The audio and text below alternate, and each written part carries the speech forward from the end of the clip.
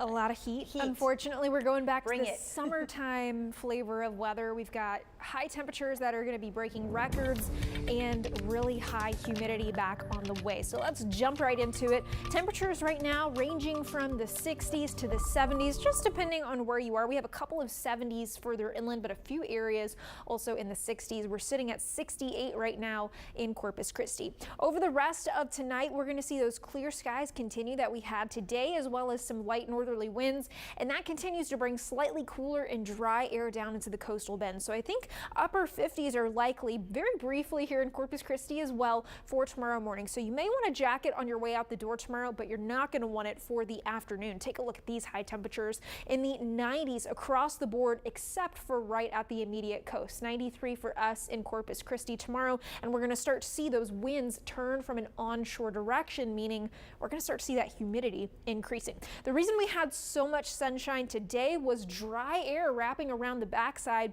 of this low pressure. That continues as it kind of sticks around for another day. We continue to see the dry air giving us sunshine here in the coastal bend in South Texas. Heading into Tuesday, though, as that low pressure is moving away in the upper atmosphere, we're seeing high pressure move in right here, and that translates to very hot afternoon temperatures. We've got hundreds on the board further inland, and high pressure in the Gulf. That's what's going to be changing our wind direction and sending in tons of humidity at the same time. So I hope you enjoyed those temperatures today.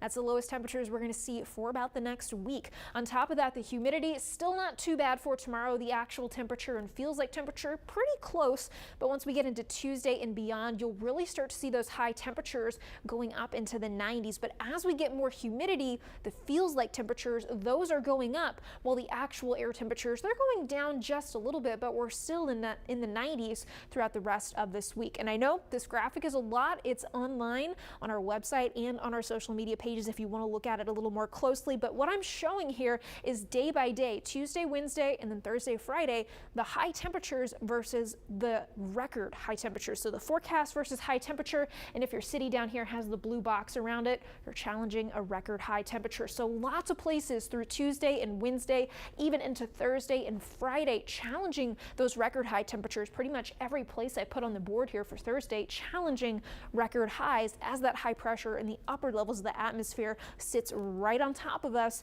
and we see the humidity coming in as well. That was just the air temperatures. You got to add about 10 degrees on top of that. So we could be seeing some heat advisories later in the week. So make sure that you are drinking water and wearing light colored, loose fitting clothing. Just all those ways that you can best handle the heat. We got to put those heat safety practices back into effect. It's going to be feeling like summer this week. 93 tomorrow, feels like 95. Again, that's about the coolest we're going to feel this entire week. So if you're a fan of the summer, by all means, this is the week for you. But I would like to go back to about 4 to 5 months ago when we had some 50s as highs.